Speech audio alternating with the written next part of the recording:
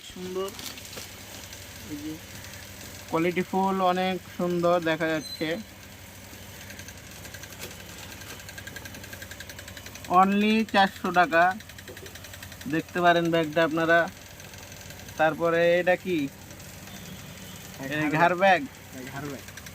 এটা কত রেট আছে? এটা আপনার 400 টাকা। 400? হ্যাঁ, নিলে কম রাখা যাবে আরো না? নিলে কম রাখা যাবে।